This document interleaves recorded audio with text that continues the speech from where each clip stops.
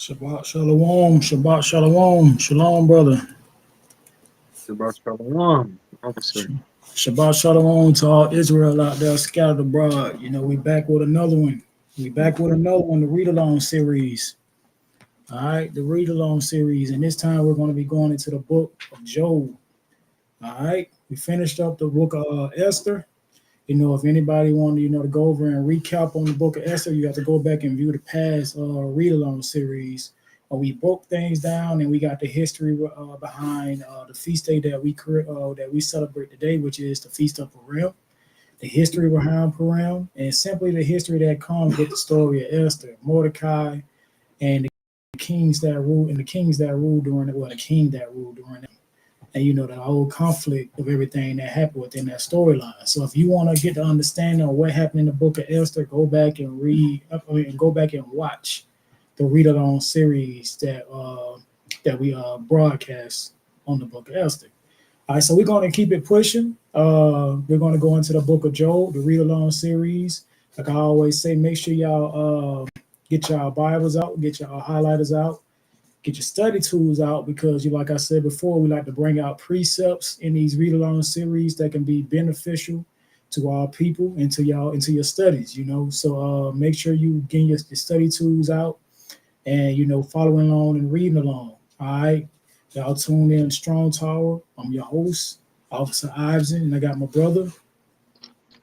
Brother Eldad. Brother Eldad. So we're gonna keep it going with this read along series.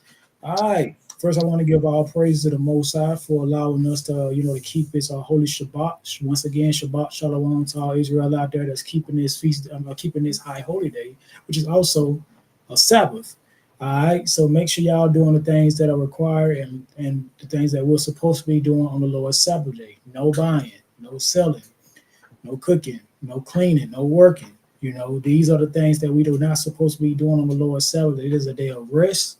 And that's exactly what we're supposed to be doing. We rest on this day. We teach the scriptures, and we simply meditate on the word of the Lord. And spend time and rest and study. This is what this day is all about: giving it to the Lord and honoring the Lord day.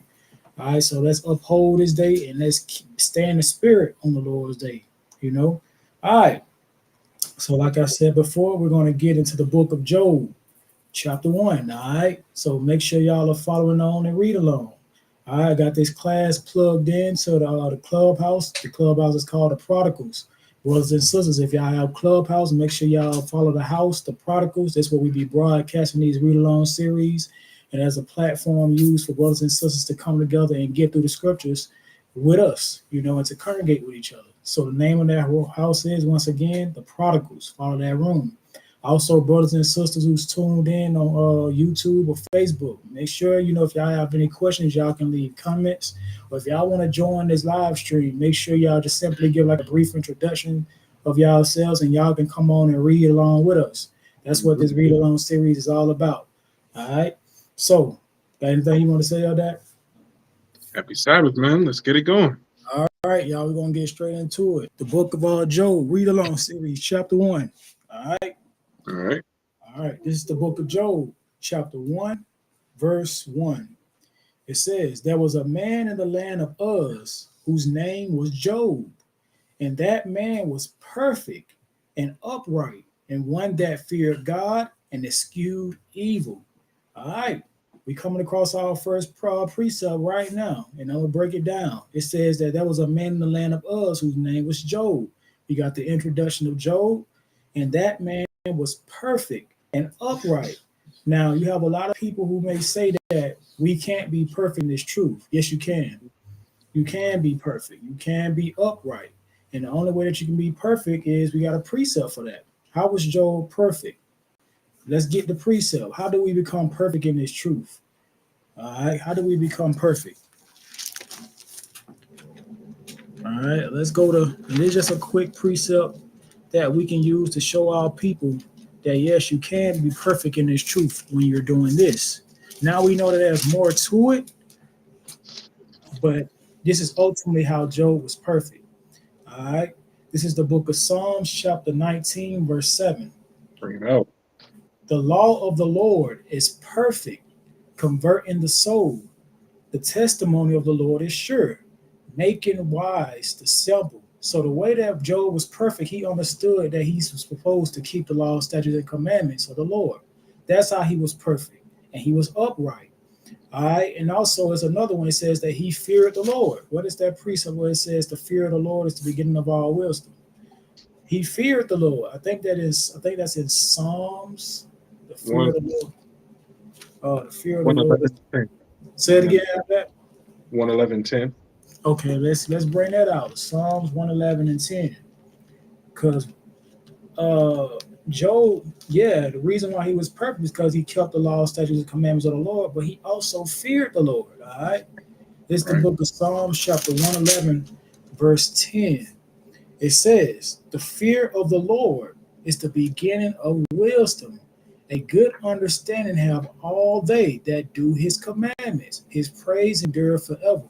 So we understand that Job was perfect because he kept the law, statutes, and commandments of the Lord, but he had that fear element also. I mean, if you fear the Lord, you're going to do what he tell you to do. That's why in this verse it says, and a good understanding have all they that do his commandments. Because when you fear somebody, you're going to do what they tell you to do. You're going to keep the Lord's commandment. And Job understood that. So that is a precept that you can use to simply show you that, yes, you can be perfect if you're doing what Psalms 19:7 is saying, and also Psalms 111, verse 10. That's how you can become perfect. Now during this time also, we got to put in the aspect of having faith in Yahweh Shai too, because that goes into the Revelations. It says, here is the patience of saints, that have faith in the Lord and keep his commandments. So it's both. You got to have faith in the Lord and got to keep his commandments. That's how you fall into perfection. All right. The reason why Job was perfect, yes, he had faith in the Lord. He feared the Lord. He also was keeping the commandments. So Job was on point. All right. Right. Job was on point. So let's get back into it. All right. This is the book of Job, chapter 1, verse 1. It said, there was a man in the land of Uz whose name was Job. And that man was perfect and upright, and one that feared God and eschewed evil. And there were born unto him 7 sons and 3 daughters. So we understand that Job had 7 sons and 3 daughters, 10 children. And his substance also was 7,000 sheep, 3,000 camels, 500 yoke of oxen, and 500 she-asses, and a very great household. So that this man was the greatest of all the men of the east. And his sons went and feasted in their houses. You said something like that? No, just clear my throat. Okay, verse 4. It says, and his sons went and feasted in their houses, every one his day, and sent and called for their 3 sisters to eat and to drink with them. You want to highlight verse 4. Because that's what this is the precept that we use to show you that Job's sons was celebrating their birthdays. That's why it says, in everyone his day. That day was specific. It wasn't just a regular day. And I think if you read into a different translation, it's going to simply say on their birthday. They did these things on their birthday. All right. And verse 4 says, and his sons went and feasted in their houses, every one his day. His day is important because it pinpoints this is a special day, which is their birthday.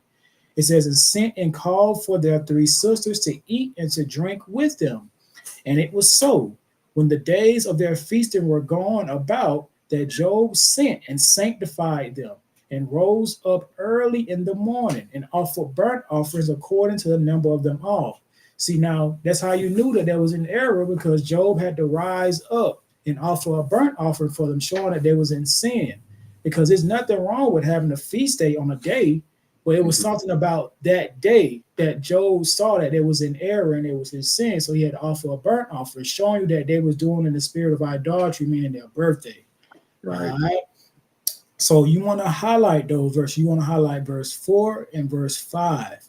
All right, so let's read verse 5 again. It says, and it was so, when the days of their feasting were going about, that Job sent and sanctified them, and rose up early in the morning, and offered burnt offerings according to the number of them all. For Job said, it may be that my sons have sinned, and cursed God in their hearts. Thus did Job continually. So Job understood that his sons were in error, meaning it was sinning. All right, verse 6. Now there was a day when the sons of God came to present themselves before the Lord, and Satan came also among them. You want to highlight verse 6. All right. The reason why you want to highlight verse 6, let's read it again. It says, now there was a day when the sons of God came to present themselves before the Lord, and Satan came also among them. Now, this is showing you that Satan himself is also a son of God. Satan is not the one to have his own dominion. He don't have his own power. He do not go against the Most High God. Right. The Lord created Satan also. So he is a son of God also. That's why when the sons of God came, he came too, because he is a son of God. All right. Verse 7. It says, and the Lord said unto Satan, whence comest thou? Then Satan answered the Lord and said, from going to and fro in the earth, and from walking up and down in it. All right. And the Lord said unto Satan, hast thou considered my servant Job, that there is none like him in the earth, a perfect and an upright man, one that feareth God and escheweth evil? Then Satan answered the Lord and said, doeth Job fear God for naught? Now, this dialogue is very important because it shows you that Satan answers to the Lord, the Most High. Right. He answers to the Lord. He don't do his own thing. And I think that's why people got to get their mind out of Christianity, because they think that Satan simply goes against the Most High when he does it. Or simply Yahushua too, because the Most High created everything through Yahushua. So he don't go against that order. He only obeys.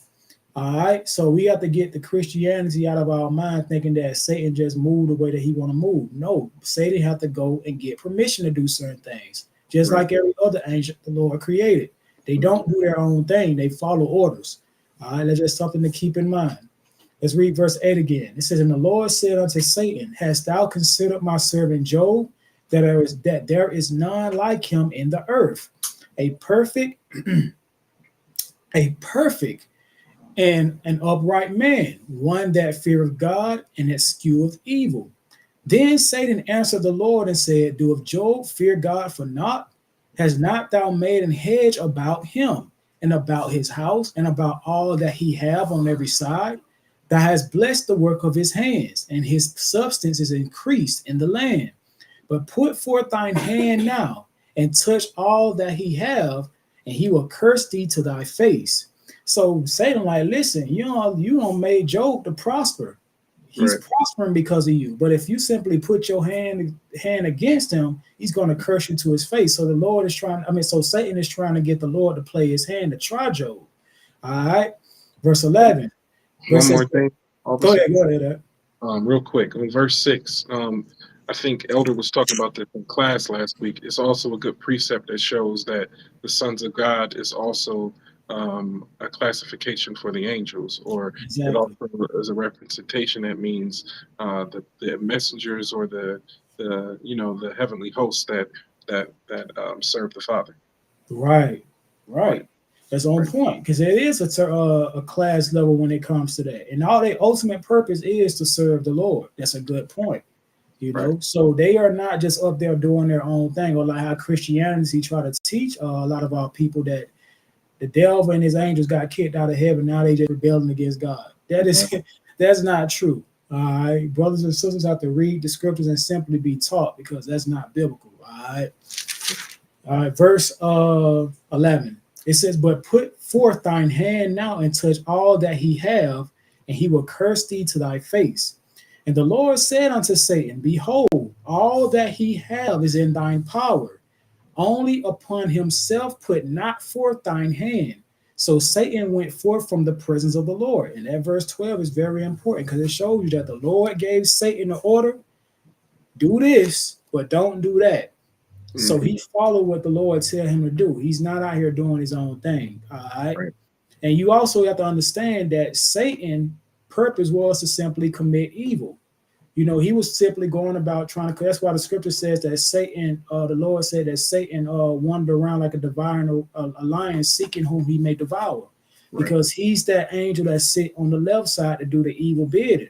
All right. That's why the Lord permitted him to go touch Job, meaning cause trouble. All right. So let's read verse 12 again. It says, and the Lord said unto Satan, behold, all that he have is in thy power, meaning all his substance, everything that Job have, he's putting it in the hands of Satan. All right. It says, and only upon himself put not forth thine hand, meaning don't kill him. Do everything else, but don't kill him. All right. It says, so Satan went forth from the presence of the Lord. And there was a day when his sons and his daughters were eating and drinking wine in their eldest brother's house. And there came a messenger unto Job and said, the oxen were plowing, and the asses feeding beside them. And the Sabians fell upon them and took them away. Yea, they have slain the servants with the edge of the sword, and I only am escaped alone to tell thee. While he was yet speaking, there came also another and said, the fire of God is fallen from heaven, and have burned up the sheep and the servants and consumed them. And I only am escaped alone to tell thee. While he was yet speaking, there came also another and said, the Chaldeans made out 3 bands and fell upon the camels and have carried them away. Yea, and slain the servants with the edge of the sword. And I only am escaped alone to tell thee. While he was yet speaking, there came also another and said, thy sons and thy daughters were eating and drinking wine in their elder brother's house. And behold, there came a great wind from the wilderness and smote the four corners of the young men, and they are dead. And I only am escaped alone to tell thee. Then Job arose and rent his mantle and shaved his head and fell down upon the ground and worshiped and said, naked came I out of my mother's womb, and naked shall I return thither. The Lord gave, and the Lord have taken away. Blessed be the name of the Lord. In all this Job sinned not and charged God, nor charged God foolishly. Now that is a very important lesson right there. We saw that chaos happen back to back to back to back. Soon as the Lord gave Satan permission, Satan went to work. All right, meaning this bad, he lost his cattle. He lost his I think he said he lost his what else? His camels, and he lost his children. So this chaos was happening back to back to back to back to back. Any person in their right mind, they'll go crazy, like, man, what is going on? Why is all this happening like this? But what did Job do in verse 21? It says in Job, verse 20, then Job arose and rent his mantle and shaved his head and fell upon the ground in worship. Meaning Job automatically, quickly went into humility mode. Right. And worship, meaning he praised the Lord for it. Verse 21, it says, and said, naked came I out of my mother's womb, and naked shall I return. Meaning, it's like the famous saying that all people say, I came into this world without nothing, I'm going to leave without nothing. It's like another form of saying, I came into this world naked, I'm going to leave out of this world naked. I'm just going to, it's me, I came in this thing alone, I'm going to leave alone. That's the mindset that Job had behind that. He says, and the Lord gave, and the Lord have taken away. He also acknowledged, man, everything that I had, the Lord gave it to me. So the Lord can take it away. And it says, and blessed be the name of the Lord. And in all this, Job sinned not, nor charged God foolishly. All right. So at the end of the day, Job saw all this stuff that was happening, but at the end of it, he ended up giving the Lord praise anyway. All right. And that's the mindset we have to get in. You don't want to just praise the Lord when everything just prospers. You know, because that's what a lot of our people like to do. When everything is good, you want to thank the Lord. Or some people it's just totally opposite. When everything is good, they tend to forget the Lord. Right. You know, so you got to look at it from both aspects. Job understood that, man, everything that I had is because of the Lord. I'm gonna praise him in this situation. Everything that's taken away is because of the Lord. He did it. I'm gonna praise him regardless. So we got to have that same mindset, whether we being prosperous or catching hell. The Lord still get the glory regardless, because he's putting us in these situations. All right. All right, let's go. All right. The book of Job, chapter 2, verse 1. Again, there was a day when the sons of God came to present themselves before the Lord. And Satan came also among them to present himself before the Lord. And the Lord said unto Satan, from whence comest thou? And Satan answered the Lord and said, from going to and fro in the earth, and from walking up and down in it. And the Lord said unto Satan, hast thou considered my servant Jacob, that there is none like him in the earth, a perfect and upright man, one that showeth God, one that feareth God and escheweth evil, and still holdeth fast his integrity. Although thou movest me against him to destroy him without cause. See, Satan I'm answered, gonna hit on verse this also because this is a separate time. We read in the account that Satan came the first time and the sons of God came. Now right, we're pretty much jumping to another time, meaning Satan went and did everything that he thought that was going to work to get Job to denounce the Lord. But we saw at the end that Job didn't sin; he didn't charge the Lord foolishly. So right, now we're going into a different time when the Lord when Satan finna come back and do something different.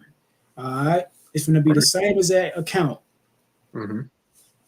Verse 12, and eschew evil, and still he hold fast his integrity, although thou movest me against him to destroy him without cause.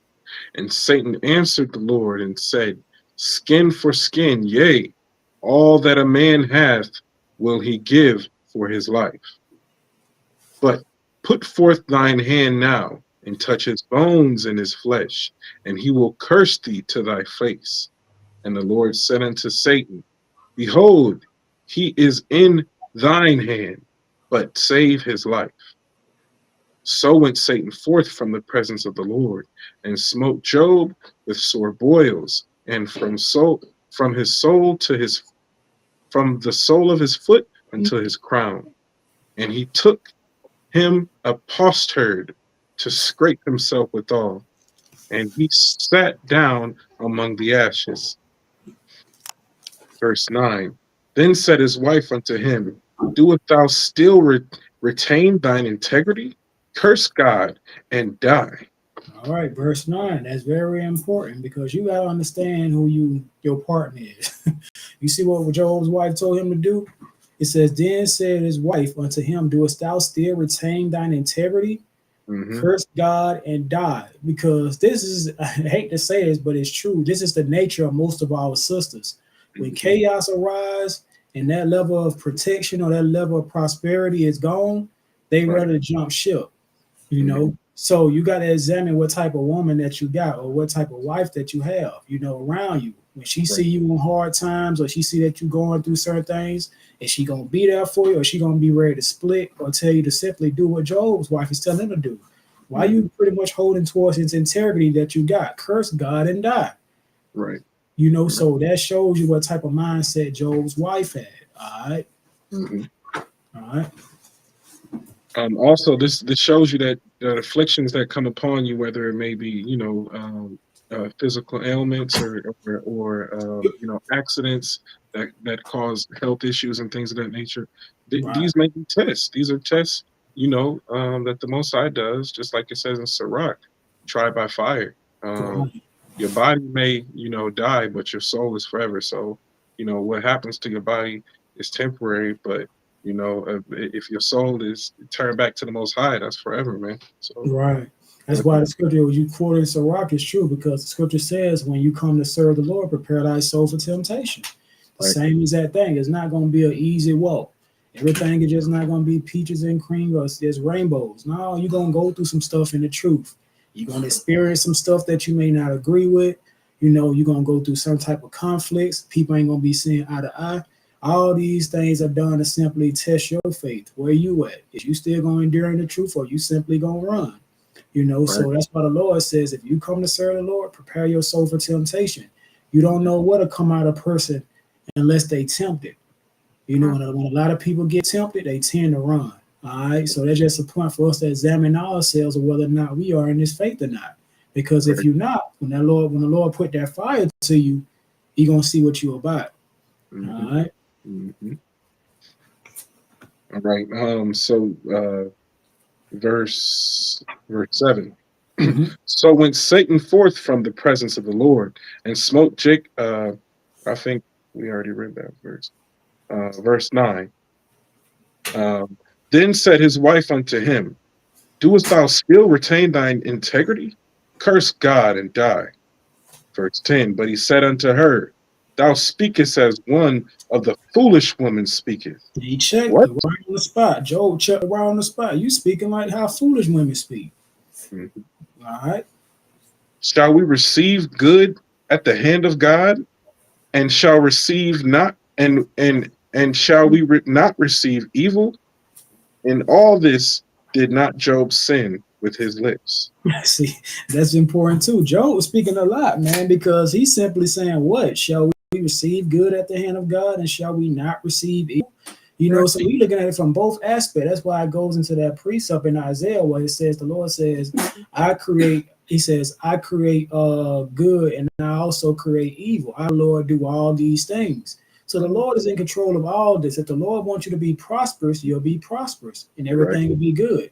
But if the Lord want to put some fire upon you and allow Satan to be unleashed upon you, that evil is going to come upon you, but also is sanction of the Lord. So Job had that understanding. All right. Verse 11. Now when Job's 3 friends heard of all this evil that was come upon him, they came every one from his own place. Eliphaz the Temanite, and Bildad the Shuhite, and Zophar the Naamathite, for they had made an appointment together to come to mourning with him and to comfort him. And when they lifted their eyes far off and knew him not, they lifted up their voices and wept, and they rent every one his mantle and sprinkled dust upon their heads towards heaven. So they sat down with him upon the ground 7 days and 7 nights, and none spake a word unto him, for they saw that his grief was very great. Very important, man. Right. It's crazy, man. It says, and they sat down with him upon the ground 7 days and 7 nights, and none spake a word unto him. And you know that's important too, man. You know, it's like 7 days and 7 nights not to speak to someone shows you that they have respect for Job's grief. You know, and that's what it takes for certain people sometimes. You know, like everybody don't want comfort in those moments like that. You know, some people just want to be left alone, and that's totally fine. You know, when you have people who simply like heavy grieving and you just see them off to themselves, that don't necessarily mean that they want company. Sometimes people just want to be to themselves. Now, if you have friends that understand that, they'll let that be. And they'll just simply dwell in your presence and not try to pressure you to open up or do anything like that. Just simply let you grieve in peace. And there's nothing wrong with that. So, you know, that's a good thing. I see it as a good thing. That's what Job's friends did. They saw that he was heavy burdened and full of grief. They simply just sat there in his company and allowed him to grieve for 7 days, and no one spoke a thing. All right. So that's good, man. Right. All right. All right. Let's continue. All right. This is the book of Job, chapter 3, verse 1. It says, after this, opened Job his mouth and cursed his day. You want to highlight that. Job chapter 3, verse 1. It says, and after this, hold on, let me see something right quick.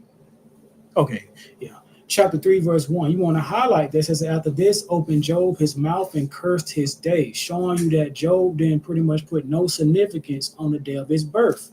Right. Cursed his day. So he understood that that day was just simply insignificant. And we understand the reasoning behind it. Job was in a place of grief. So he's looking at it from the aspect like, man, curse the day that I was born. Or cursed is my day, because the situation that he's in right now is like, dang, you know what? Why was I born? Or curse is the day of my birth. That's what he's saying. All right. So that shows you that Job didn't hold no type of honor when it came to his day of birth. Meaning we shouldn't be out here celebrating our birthdays. That's the point I'm trying to make. All right.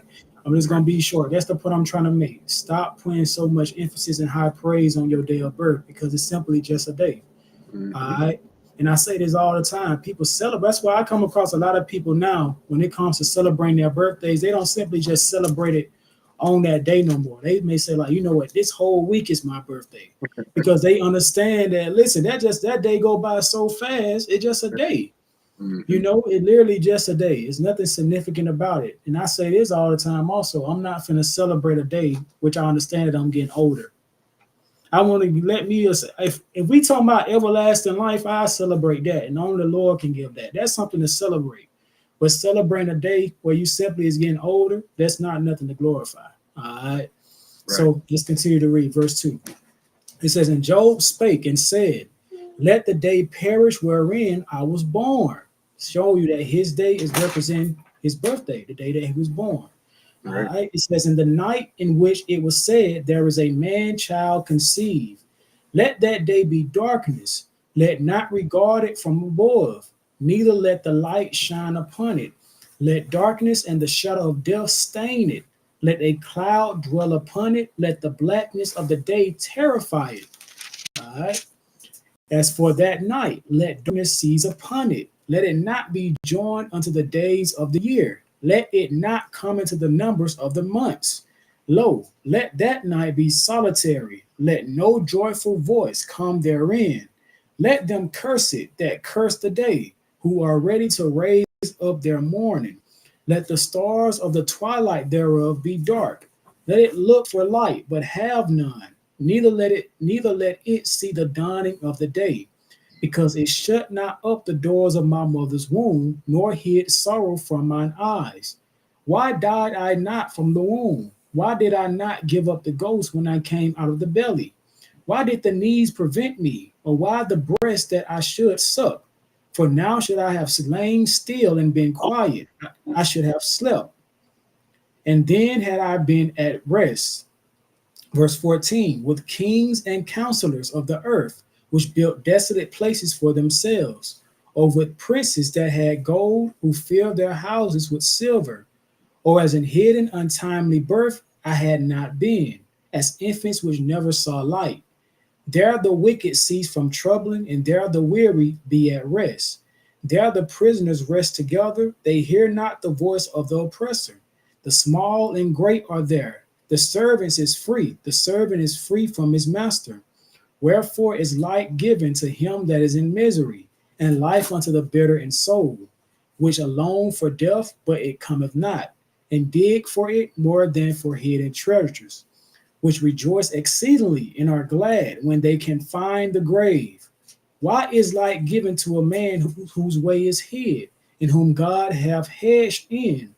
For my sighing cometh before I eat, and my roarings are poured out like the waters.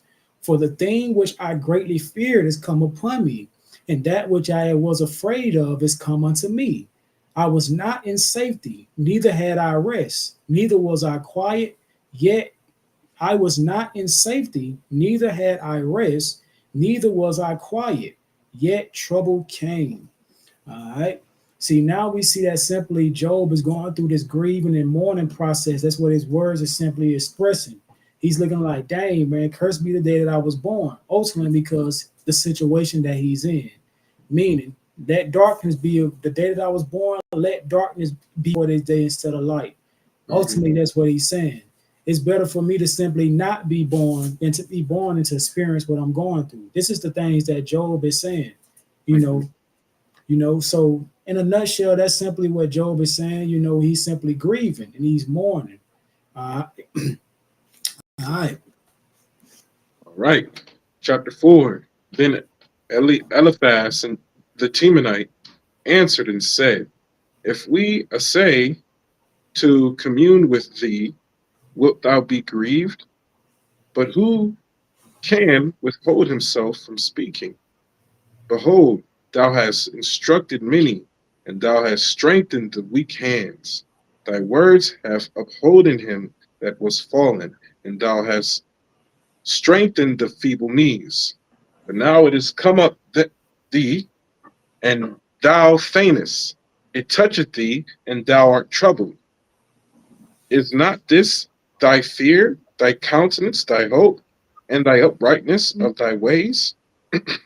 Remember, I pray thee, whoever perish, being innocent, or where were the righteous cut off? Even as I have seen, they that plow iniquity and sow wickedness reap the same. That's very important. There's true words right here in verse 8. It says, even as I have seen, they that plow iniquity and sow wickedness reap the same. Meaning, uh, uh, simply if you do evil, you're gonna pretty much suffer the consequences of that evil that you did. Whatever you sow, that's what you're gonna reap. If you sow good and you sow the fruits of the spirit, you're gonna reap the fruits of the spirit. If you sow evil and wickedness, you're gonna reap evil and wickedness. Simply if you let me give another example. If you simply go out and if you live a certain type of lifestyle, let's just bring this up today. If you're a game banger and you go out and surround yourself around with other game bangers and you go around and you kill a brother or you kill a sister, or you just simply kill someone in general, trying to stick to the game code. Right. It's only right that that's going to circle around and hit you too because you live in that lifestyle. So you have to weigh all the odds. You plant evil, you're going to simply sow. You sow evil, you're going to reap evil. You kill somebody, it's most definitely that you may get killed, or one of your homeboys or your homegirls may gonna get killed too. It's going to come back around. That's what it simply is saying. All right. Right. I think this is what Paul was quoting in Galatians 6 and 7. To Galatians 6 and 7. Yeah, this is what Paul was quoting.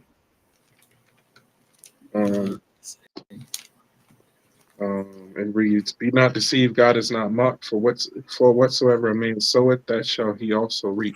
Yeah, exactly. That's 100% on point. Good precept.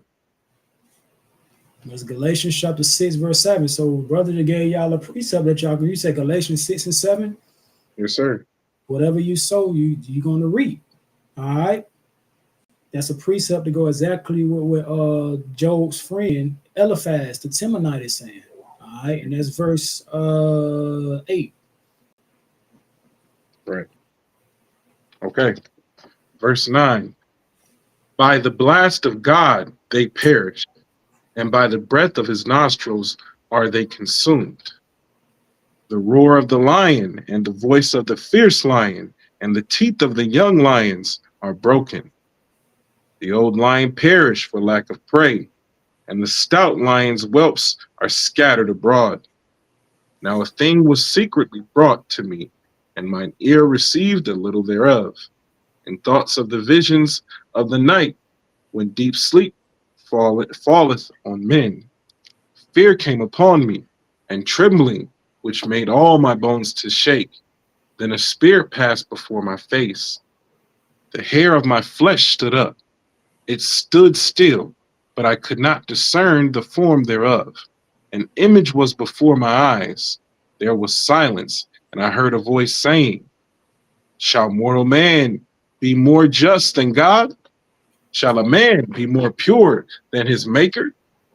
Behold, he put no trust in his servants, and his angels he charged with folly."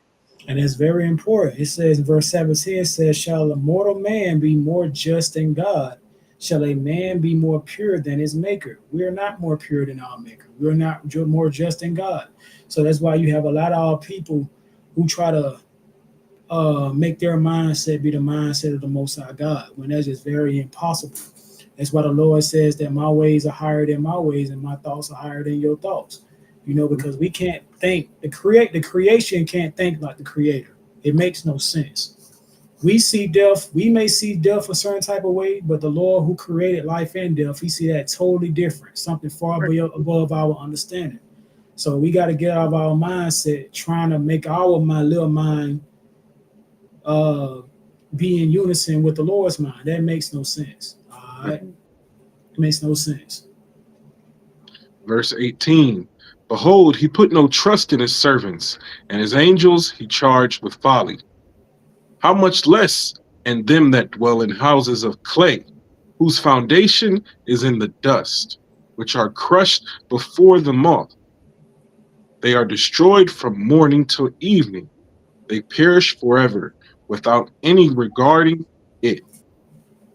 Doth not their excellency, which is in them, go away? They die, even without wisdom.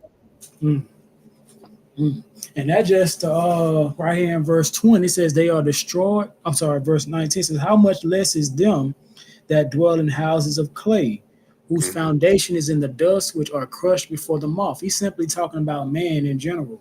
We dwell in houses of clay. During that time, they dwelt in houses of clay. It says they are destroyed from morning to evening. They perish forever without any regard. Meaning men come and go. One Right. minute you're alive, 1 minute you out of here, meaning you're dead. And nobody, yeah, some people may mourn with you for a minute, but at the end of the day, they're gonna forget about you, meaning they're not gonna regard you no more. You're just simply gonna be a memory. And that's just simply the memory of man in general. So that's what Eliphaz is saying. Verse 21 says, do not their excellency which is in them go away. They die even without wisdom. And that's even terrible. It says, do not their excellency which is in them go away. Meaning that just takes somebody like that's of high stature. Hmm. Your excellency is your life, meaning the life that's in you. You living. That is your excellency. Right. But that just say like I have this life in me. I can be Malcolm X, but simply people know who Malcolm X is. But I guarantee you that Malcolm X would rather have his life that's in him more than the status that he held in this world. That's why it says that doeth not their excellence which is in them go away, meaning your life. Your Hmm. life go away. 1 minute you here, 1 minute you gone. All Right. right. It says they die even without wisdom. And let's use Malcolm X again. Malcolm X had a certain level of wisdom to him, meaning he was simply dedicated to the whatever the faith of the Muslims. All Hmm. right, that was his faith, and he simply spoke words that was wise word. Anybody can speak wisdom, but how can a person die without wisdom? Malcolm X didn't have this truth. Right. That's how he died without wisdom.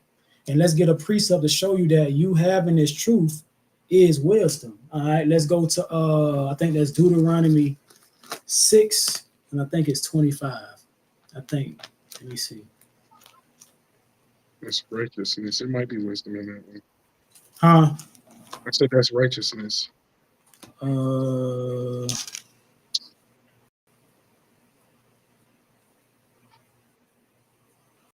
what is that? What it says? And they should say, surely this is your wisdom and your understanding, the sight of all the That's nations. 15. Oh, yeah, yeah, yeah. You said it's 4? I'm trying to find it. For this is your wisdom and your understanding, the sight of all the nations. It's close to here. I know what you're talking about, though. Is your wisdom. I know it's in Deuteronomy.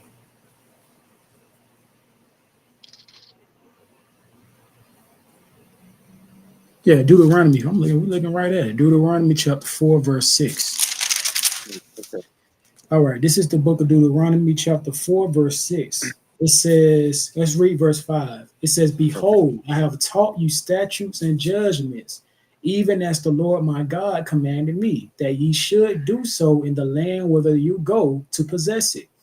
Keep therefore and do them, for this is your wisdom and your understanding in the sight of the nations, which shall hear all these statutes and Mm. say, surely this great nation is a wise and understanding people. So that's how, right, when we get back to Job chapter 4, verse 21, Mm-hmm. it says they die even without wisdom. A lot of our people who may have high status, meaning they lose that excellency, which is their life, they tend to die without wisdom. Meaning they don't have the understanding of the truth. Simply put, they don't know who they truly are as a nation of people. That's why it's a gift. When you come into this truth and the Lord awake you, you literally have that wisdom. All right. You have the wisdom. You just simply have to apply it. All right. So that's how a lot of our people even die without wisdom. All right. All right. This is the book of Job, chapter 5, verse 1. It says, call now, if there be any that will answer thee, into which of the saints wilt thou turn? For wrath killeth the foolish man, and envy slay the silly one. I have seen the foolish taken root, but suddenly I cursed his habitation. His children are far from safety, and they are crushed in the gate. neither is there any to deliver them, whose harvest the hungry eateth up, and taketh it even out of the thorns, and the robber swalloweth up their substance. Although affliction cometh not forth of the dust, neither doeth trouble spring out of the ground, yet man is born unto trouble as the sparks fly upward. And that's very true. It says, let's read verse 6 again. It says, although affliction cometh not forth of the dust, neither doeth trouble spring out of the ground, meaning dust is dust and the ground is ground. There's no evil within that. Right. Verse 7, yet man is born unto trouble as the sparks fly upward. Meaning because man, we are born into trouble, meaning like sin is going to be there. Sin is easily accessible to us from birth. All right, depending on your upbringing and who you surround yourself by, sin is always going to be there. All right, that's what it means. Yet man is born unto trouble as the sparks fly upward. I will seek unto God, and unto God would I commit my cause, which doeth great things and unsearchable, marvelous things without number,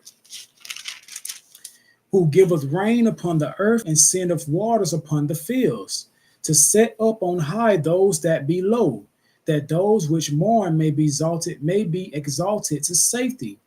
He disappointeth the device of the crafty, so that their hands cannot perform their enterprise. And that's with anything. Verse 12, he disappointeth the devices of the crafty, so that their hands cannot perform their enterprise. Meaning the Lord has power over those who simply are trying to be crafty and secret.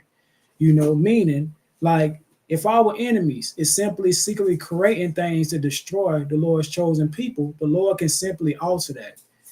He can destroy that enterprise. Or if you have a brother or a sister who's in the truth doing something in darkness or being crafty about it, guess what? The Lord is going to destroy that.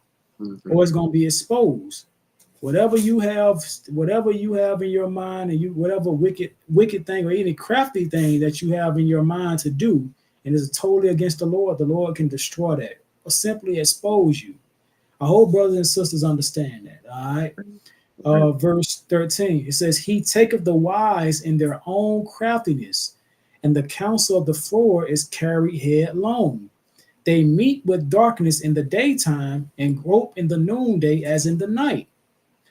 But he saved the poor from the sword, from their mouth, and from the hand of the mighty. That's why we saying, man, we serve a Lord of the poor. The Lord is always looking out for the lowly, So a lot of our people who have this mindset that the Lord is simply looking at all people who are exalted, or simply care about numbers, or simply care about how shiny your garment is, or how thick your beard is, or how, all these things, that the outward appearance of things. The Lord don't really care about those things. The Lord look out for the poor and the lowly, people who are meek and humble and sincere in his truth. All right. So let's read verse 15 again. It says, but he saveth the poor from the sword, from their mouth, and from the hand of the mighty. Meaning he saved the poor from the sword. I mean, he's going to protect the poor, the least fortunate, from the mighty. All right. So the poor have hope, and iniquity stoppeth her mouth. Verse 17. Behold, happy is the man whom God correct. Therefore despise not thou the chastening of the Almighty, because if the Lord don't correct you, you're going to be destroyed. Mm-hmm. These laws, statutes, and commandments is set up for us to discipline ourselves, and is there for correction. That's how the Lord correct us. If you have a brother or sisters in the midst of a sin, trust me, there's a law to point out that sin. Mm-hmm. All right, for they can recognize their error and correct it. But if you ignorant of the things that you're doing, or you simply don't care, you pretty much going to be destroyed, man. All right. Especially when correction is there. All right. Verse 18. It says, for he maketh sore and bindeth up. He woundeth, and his hand maketh whole. That goes into the scripture where the Lord says, I kill and I make alive. I wound and I heal. I, the Lord, do all those things. That's another precept that you can use for that. Verse 18. Verse 19, it says, he shall deliver thee in 6 troubles. Yea, in 7 there shall no evil touch thee. In famine he shall redeem thee from death, and in war from the power of the sword. Thou shalt be hid from the scourge of the tongue, neither shalt thou be afraid of destruction when it cometh. At destruction and famine thou shalt laugh, neither shalt thou be afraid of the beasts of the earth. For thou shalt be in league with the stones of the field, and the beasts of the field shall be at peace with thee. And thou shalt know that thy tabernacle shall be in peace, and thou shalt visit thy habitation and shalt not sin. Thou shalt know also that thy seed shall be great, and thine offspring as the grass of the earth. Thou shalt come to thy grave in a full age, like as a shock of corn cometh in his season. Lo, this we have searched it, so it is. Hear it, and know thou it for thy good. All right, so you got Eliphaz. He's simply trying to tell Job to simply bring some type of consolement to Job, and he's also showing Job the power of the Lord and the power that the Lord have. Meaning, Job, you understand that the Lord can do good things and the Lord can do evil things. Right. You know, one of them is simply, taking the craftiness in their own craftiness. So why would you simply sit here and mourn if you understand the power of the Lord? And that's simply what Eliphaz is simply trying to show Job. All right. Right. I just wanted to note one thing here that jumped up to me when you said it was verse 22. At destruction and famine thou shalt laugh, neither shalt thou be afraid of the beast of the earth. And this just went back to that Sirach 2. More importantly, verse 4, where it says, whatsoever is brought upon thee, take cheerfully. Right. And be patient when thou art changed to a lower state. So not Right. only will we go through things and you have afflictions that happen to you, financial, physical, not only are you supposed to have the faith, you're supposed to be happy. Like, the Most High going to, come through for you. So Right. it's the type of faith, and this is the type of resolve that we have to have. Definitely. Right. And that definitely shows your level of faith too. That's what you're saying is on point, man. You're supposed to take things like this cheerfully. If you understand that you once was prosperous before and you simply at a lower state, understand that the Lord can bring you up again. That's how you simply like, you know what, man, it is what it is. You got to look at it from the mindset of, what it is, what it is. If I'm at this point now, I know and have faith that the Lord can bring me back and set me back up to where I was, instead of sitting here and giving up on things and possibly leaving the faith or blaspheming against the Lord because you catching hell. It don't work like that. You got to take everything as it is and simply continue in the faith and endure through all things. All right. Carry your cross. Right. All right. So now we at chapter 6, right? Mm-hmm. All right. Chapter 6, verse 1. But Job answered and said, oh, that my grief were thoroughly weighed, and my calamity laid in the balance together. For now it would be heavier than the sand of the sea. Therefore my words are swallowed up. For the arrows of the Almighty are within me, the poison whereof drinketh up my spirit. The terrors of God do set themselves in array against me. Doth the wild ass break when he hath grass? Or lord the ox over his fodder? Can that which is unsavory be eaten without salt? Or is there any taste in the white of an egg? The thing that my soul refused to touch are as my sorrowful meat. Oh, that I might have my request, and that God would grant me that thing that I long for, even that it would please God to destroy me, that he would let loose his hands and cut me off. Then should I yet have comfort. Yea, I would harden myself in sorrow. Let him not spare, for I have not concealed the words of the Holy One. What is my strength that I should hope? What is mine end that I should prolong my life? Is my strength the strength of stones, or is my flesh of brass? Is not my help in me, and is wisdom driven quite from me? To him that is afflicted, pity should be shewed. from his friends, but he forsaketh, but he forsaketh the fear of the Almighty. My brethren have dealt deceitfully as a brook, and as a stream of brooks they pass away, which are blackish by reason of the ice, and wherein the snow is hid. What time they wax warm, they vanish when it is hot. They are consumed out of their place. The paths of their way are turned aside. They go to nothing and perish. The troops of Tema looked, and companies of Sheba waited for them. They were confounded because they had hoped. They came thither and were ashamed. For now ye are nothing. Ye see my casting down and are afraid. Did I say, bring unto me, or give a reward for me of your substance, or deliver me from the enemy's hand, or redeem me from the hand of the mighty? Teach me, and I will know, and I will hold my tongue, and cause me to understand wherein I have erred. How forcibly are right words, but what doth your argument reprove? Do ye imagine to reprove words and the speeches of one that is desperate, which are as wind? Ye, yea, ye overwhelm the fatherless, and ye dig a pit for your friend. Now therefore be content, look upon me, for it is evident unto you if I lie. Return, I pray you. Let it not be iniquity. Yea, return again. My righteousness is in it. Is there iniquity in my tongue? Can my taste discern perverse things?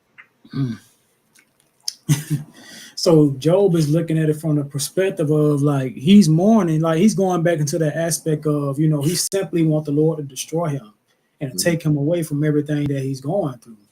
And that's rightfully so. It's like at the end of the day, his body is full of boils. He's lost his children and stuff like that. And he's simply contemplating like, I have been doing the right thing. Mm-hmm. That's where Job's mindset is at. That's why he also looking at his friends like, verse 22, did I say, bring unto me or give a reward for me of your substance? He's simply looking at his friends like, I didn't ask for y'all to bring me nothing in this time of trouble. Right. He says, or deliver me from the enemy's hand or redeem me from the hand of the mighty. Teach me, and now verse 24 is important. He says, teach me, and I will hold my tongue and cause me to understand wherein I have erred. So Job is in this place of question, like, what did I do wrong? That's why he said, no, teach me, and I will hold my tongue. And that's how we also simply, as a sidebar, when someone is teaching you, we're supposed to be listening. We don't supposed to be trying to teach the teacher, if that makes sense. Mm-hmm. Like if you're either gonna be a student or you're the teacher. That's why when you're trying to be taught, it's best to be quiet. All right, it calls me to understand wherein I have erred. Now it's like also this is important because if a brother or sister is in error and a teacher may trying to show them their error, but they're in the spirit of of trying to be combative or to defend their point or to defend the wickedness that they did, you're not operating in the right spirit. You're supposed to be quiet, and if it comes out that you have done something wrong, accept the wrong that you did. It's not a place for you to simply try to uphold or simply try to how can I say defend what you did. All right, if you're caught, you're caught. And that's why a lot of brothers and sisters tend to hide the things that they do because they don't want to simply have that spotlight put on them where they have to be brought to a low state and to humble themselves and to be quiet and to be taught of their errors. All right. I think one thing that people talk about, because what you were referring to, I think kind of goes back to the works of the flesh when you talk about emulation and variance and wrath and strife, but also with the fruit of the spirit, a lot of people like to go to the love, joy, peace, patience, but the long suffering, which is, I think, what Job is able to exemplify throughout these scriptures, what people have a hard time doing is being able to suffer long. Okay, they think it's Right. supposed to be, for a day or an hour, or you know what I'm saying. Sometimes it's a while, and you got to Right. endure. And so, definitely, man, that's what Job did. Right. Mhm. Right. Yeah, man. So we got when it comes, Job is a very deep book, man. So when you read the book of Job, Job is going to say some stuff that's simply like a mystery. He's going to say a lot of stuff. He's going to be comparing stuff to his situation. Like Right. he said right here in, let me see.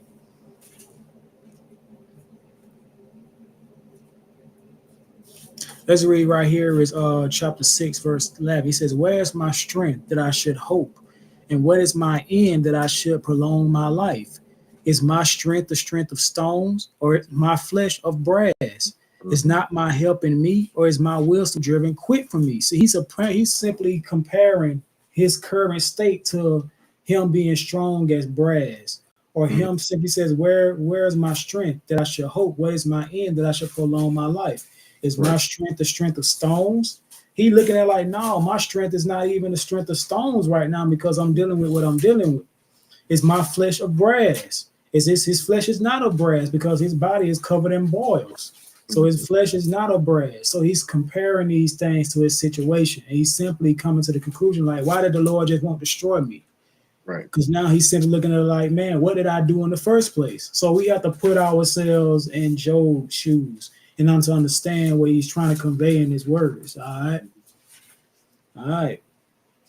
All right. This is the book of Job, chapter 7, verse 1. It says, "Is there not an appointed time to man upon earth?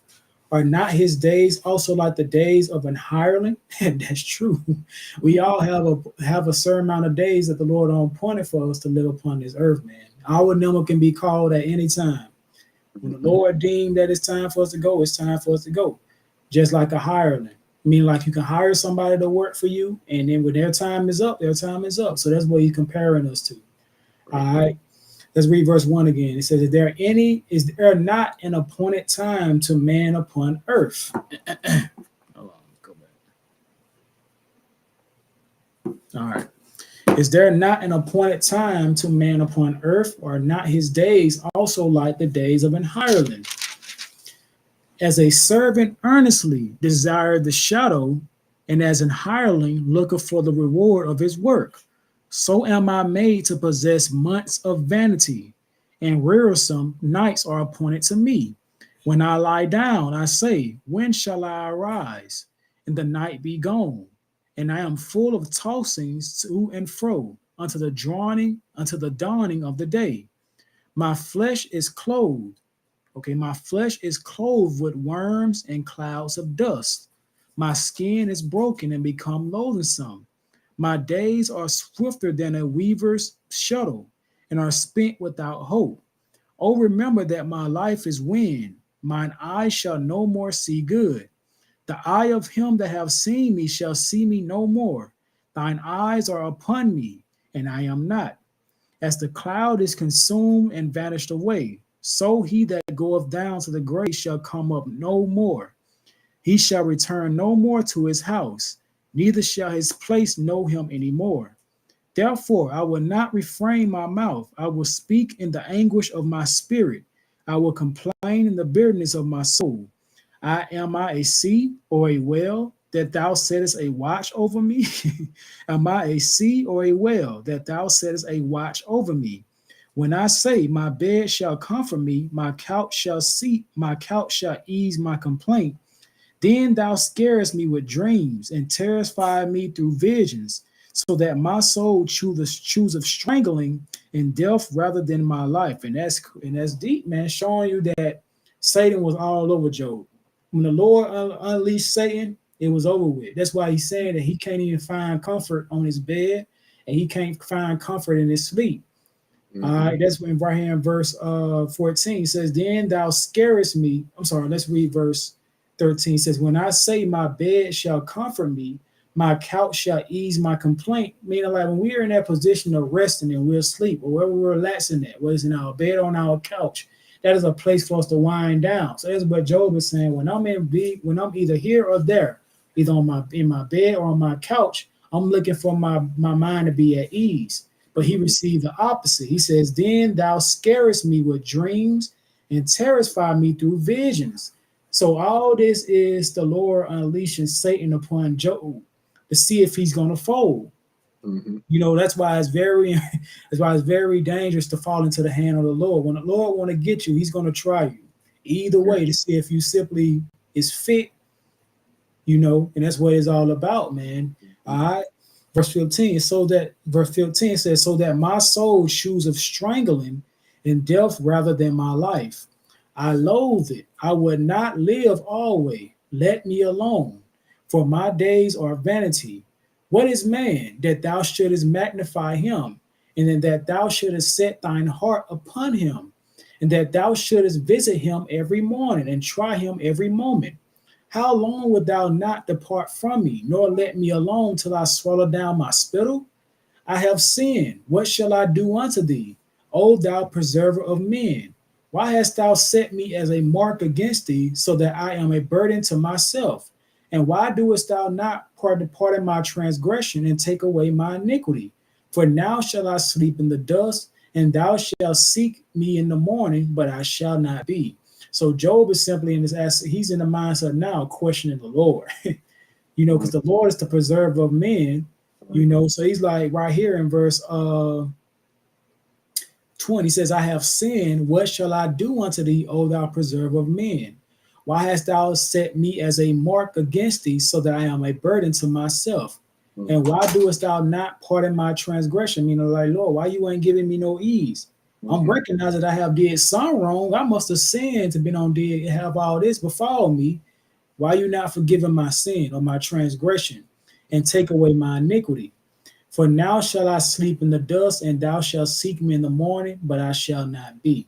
You know, so the Lord's spirit, the hand of Satan through the Lord was on Job. And Job has experienced this anguish of spirit as he called it, you know, and questioned the Lord on certain things.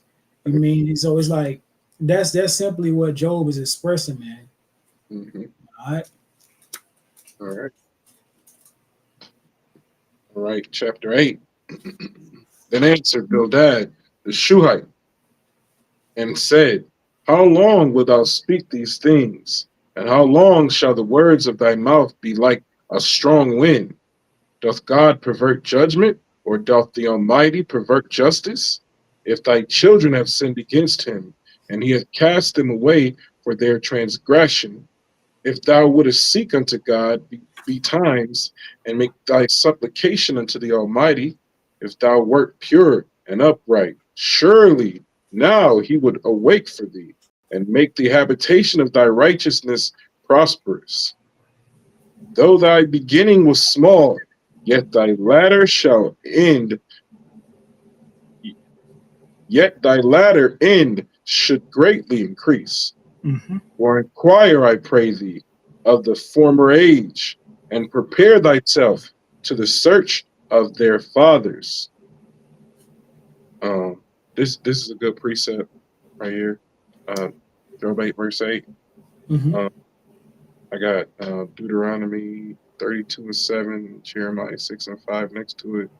But again, just for our people having to find out who they were in their past life, since we went through the slavery and the captivity and lost our name, lost our heritage, lost our language, our morals and our ways. Right. And it's also a precept you can use where the scripture says everything was written aforetime was written for our learning. Right. You also can use that for that. It says, for inquire, I pray thee, of the former age, and prepare thyself to search of their fathers. All right, when we simply read these scriptures like you brought out in Deuteronomy and things like that, all those things are records of our fathers and what they went through. So we're searching out these things and searching out our fathers and preparing ourselves to search out these things, the things of the former age, because we can learn from them. All right. Verse 9. For we are but of yesterday, and know nothing, because our days upon earth are a shadow.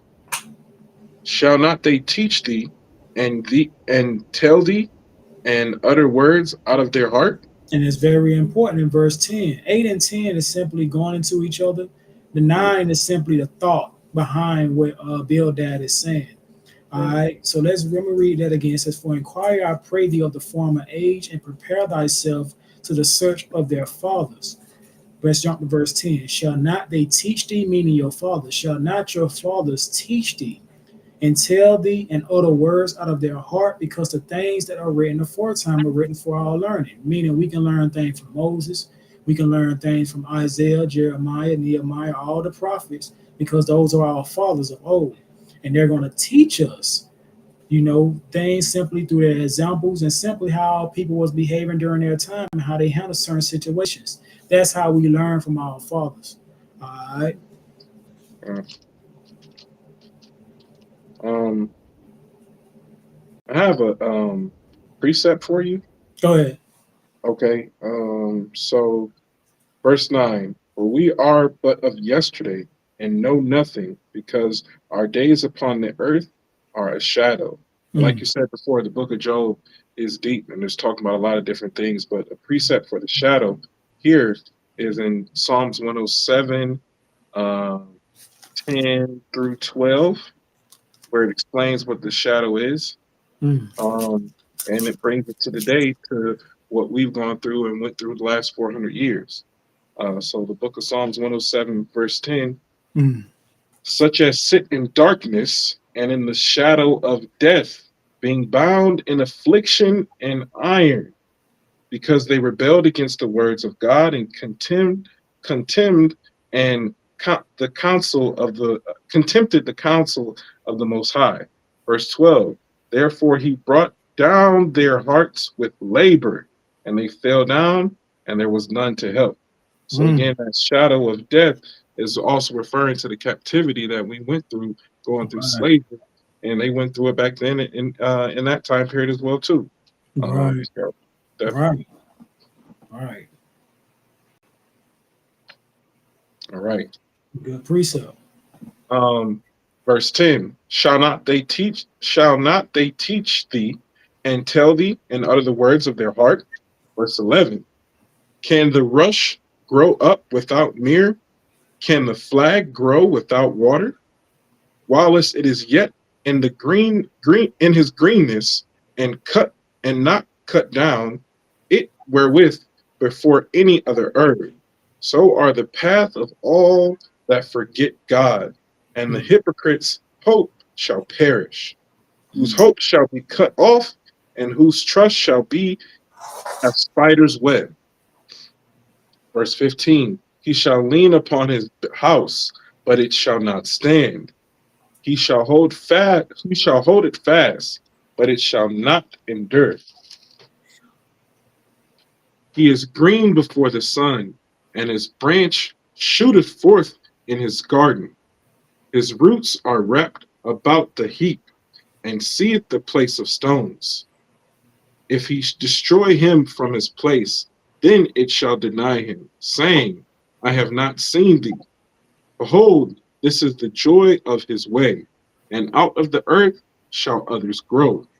mm, Behold, God will not cast away a perfect man, neither will he help the evildoers, till he fill the mouth with, I'm sorry, let me read that again. Till he fill thy mouth with laughing, and thy lips with rejoicing. They that hate thee shall be clothed with shame, and the dwelling place of the wicked shall come to naught. mm. All right. Verse 20. Verse 20 is also good. It says, "Behold, God will not cast away a perfect man." Meaning, Mm-hmm. if you keep the Lord's laws, statutes, and commandments, the Lord is not going to cast you away. Now, also goes into, can a perfect man sin? Yes. A Mm-hmm. perfect man can simply fall off and, slip. That's why it says, the scripture says, a righteous man falleth 7 times, but he get Mm-hmm. up. So the Lord is not going to cast you away in that instant because, one, you keeping the laws, you just simply fail. Get Right, back up. All right, right, but it's totally different from, he says, neither will he help the evildoers. So the Lord is a God that does not respect persons. It's not a respect of persons in judgment. If you doing evil, the Lord is not going to help you. No, he's not going to cast you away, but he's not going to help you neither. So you got to look at it from that aspect. If a brother is sinning or they doing wickedness, the Lord is going to be against you, meaning right. he's not going to pretty much reward your evil for good. Mm-hmm. He's not going to do that. If you're doing evil, the Lord is not looking to help you because you transgressing. All right. Just that simple, man. All right. So let's continue. This is the book of Job, chapter 9, verse 1. It says, Then Job answered and said, I know it is so of a truth, but how should man be just with God? If he will contend with him, he cannot answer him one of 1,000. He is wise in heart and mighty in strength, who have hardened himself against him and have prospered. And that's a truthful statement that Job is saying right here. He says, I know, verse 2, I know it is so of a truth, but how should a man be just with God? If he will contend with him, he cannot answer him one of 1,000. Meaning, if you having discussion with God, you're not going to win that conversation because you're not more just than the Lord. Right. You're not more just. You can't contend with the Lord. You can't reason with the Lord. Mm-hmm. And Job is just simply recognizing that we are totally different. Man is totally different from the Most God, or Yahweh Shai alone, that we are different. So we can't contend and reason with the Lord. It says, He is wise in heart and mighty in strength, who have hardened himself against him and have prospered, which remove the mountains, and they know not, which overturn them in his anger, which shake the earth out of her place, and the pillars thereof tremble, which commandeth the sun, and it riseth not, and sealeth up the stars, which alone spread out the heavens and tread upon the ways of the sea, which maketh Arcturus, Orion, and Pleiades, in the chambers of the south, which doeth great things past finding out, yea, and wonders without number. Lo, he goeth by me, and I see him not. He passeth on also, but I perceive him not. Behold, he take away. Who can hinder him? Who will say unto him, What doest thou? If God will not withdraw his anger, the proud helpers do stoop under him. How much less shall I answer him, and choose out my words to reason with him? Whom, though I were righteous, yet would I not answer, but I would make supplication to my judge. He's Job saying, even if I was righteous, I'm not going to try to prove to the Lord that I'm righteous. That's what he's saying. He says, instead, I'll make supplication to my judge. Supplication means to beg and to pray.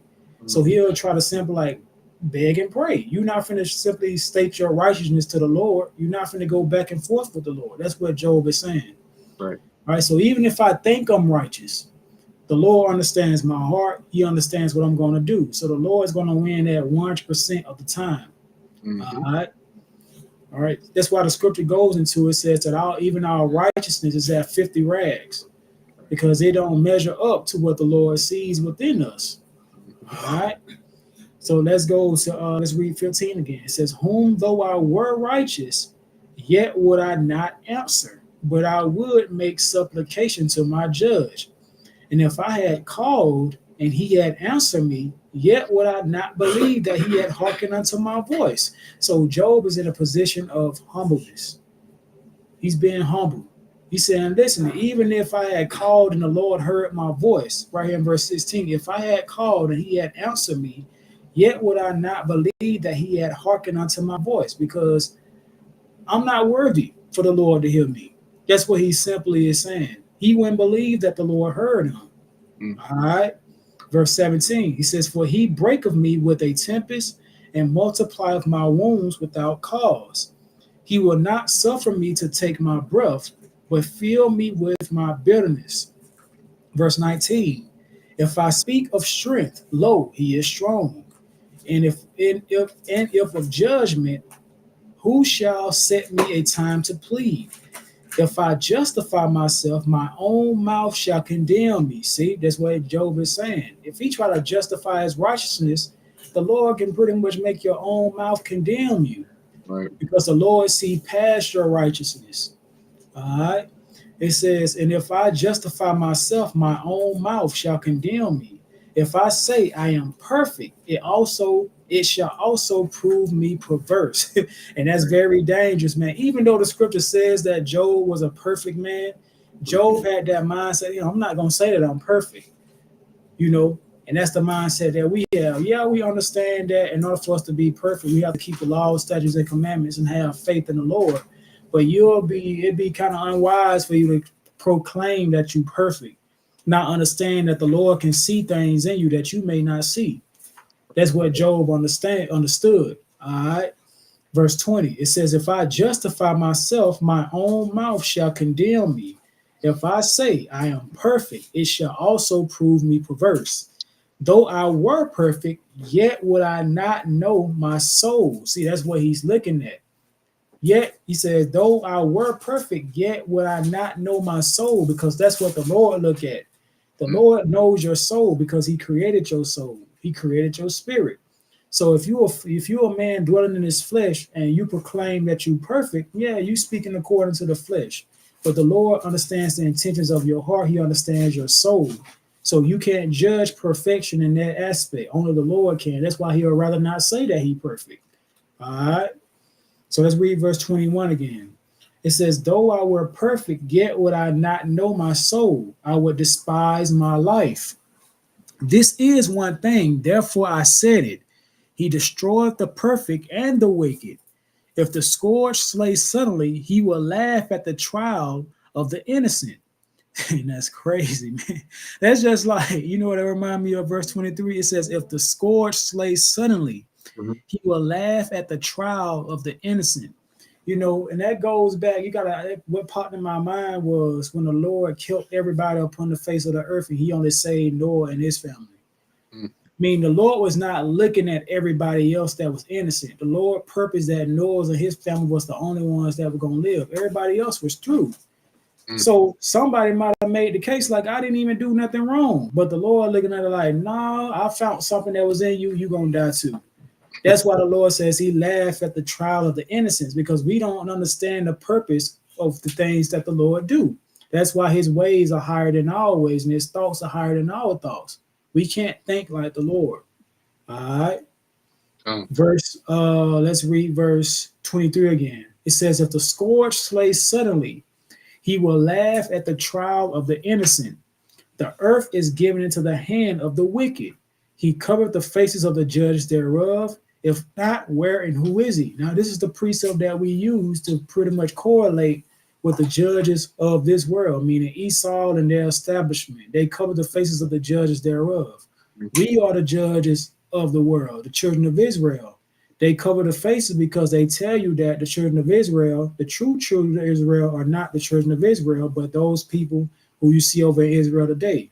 That's how they cover the true judges of the children of Israel, all right? And also depicting the Yahushua and the Father, because they do it with the Father too, saying that they white when they are not white. Scriptures in Revelations, Daniel, and all throughout the scripture, Ezekiel show you what the angels look like, it shows you what the Father looked like, and it shows you what the Son looked like. Right. That's how they cover the faces of the judges thereof. And it also says that the earth is given into the hand of the wicked, meaning the Lord have given them the power to rule this earth, and it's given into the hand of the wicked. So they have the power to change things. All right. I got a precept for you. Go ahead, bro.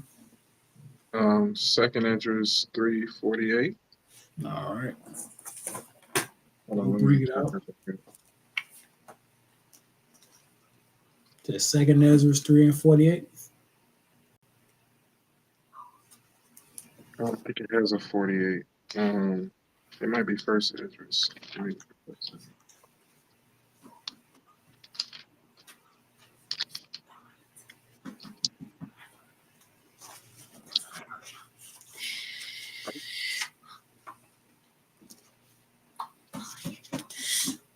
Here.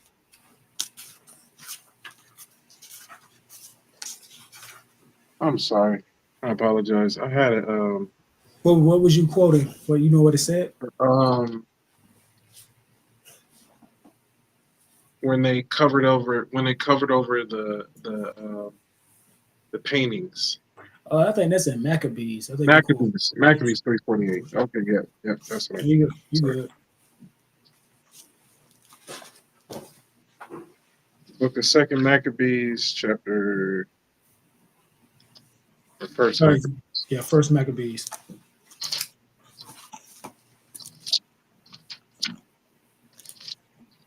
Okay. All right. I'll start at verse 46. Whereover the Israelites assembled themselves together and came to Mishpah over against Jerusalem, for in Mishpah was the place where they prayed aforetime in Israel. Verse 47. Then they fasted that day and put on sackcloth and cast ashes upon their heads and rent their clothes, and laid open the book of the law, wherein the heathen had sought to paint the likenesses of their images. Um, so again, this is something that happened over time, and this is the Greek occupation showing us that that's talking about Esau, just like people talk about today. Esau Right. So it shows you that, it shows you that they've been doing it. That's just in their nature. They're the wicked. Esau, them, they are the wicked. So they try to cover the faces of the judge thereof. The account that you brought out in First Maccabees, it correlates with that, and it proves that they try to simply paint the likeness of their images in of the true children of Israel, or simply of the Father and the Son also. So that's how they cover the faces of the judge thereof. They're trying to hide who the true children of Israel is, and simply the true identity of the Father and the Son, and the angels, because they make everything white. It's just not only the children of Israel or the Lord. They make everything white. Moses was white. Yahweh was white. Mary was white. The Egyptians, it's not even the script. Even the Egyptians was white. So everything is white to them, So that's what they do, man. And they simply are trying to hide their identity by taking other people's identity. That's what they do. All right. So that's an excellent precept. Let's continue to read. It's the book of Job, chapter 9, verse 24. It says, the earth is given into the hand of the wicked. He covered the faces of the judges thereof. If not, where and who is he? Now my days are swifter than a post. They flee away. They see no good. They are passed away as the swift ships, as the eagle that have to the prey, as the eagle that hasteth to the prey. If I say I will forget my complaint, I will leave off my heaviness and comfort myself. I am afraid of all my sorrows. I know that thou wilt not hold me innocent. If I be wicked, why then labor I in vain? If I wash myself with snow, if I wash myself with snow, if I wash myself with snow water and make my hands never so clean, yet they shall plunge me in the ditch, and my own clothes shall abhor me. For he is not a man as I am, that I should answer him, and we should come together in judgment, showing you that Job understood his place. Like he's been saying, even if I were righteous, I'm not going to prove my righteousness to the Lord, because he understands something deeper than my understanding. All right, that's what he's validating in verse 32. For he is not a man as I am, that I should answer him, and we should come together in judgment. This is not a man on man thing. That's what we do as men. We come together and we hold counsel. We're not going to come together and hold counsel with the Lord, though. Anything the Lord say goes. Forget what we're thinking about. That's what Job understood. Verse 33. It says, neither is there any days, man, between us, that may lay his hand upon us both. Let him take his rod away from me, and let not his fear terrify me. Then would I speak and not fear him, but it is not so with me. All right.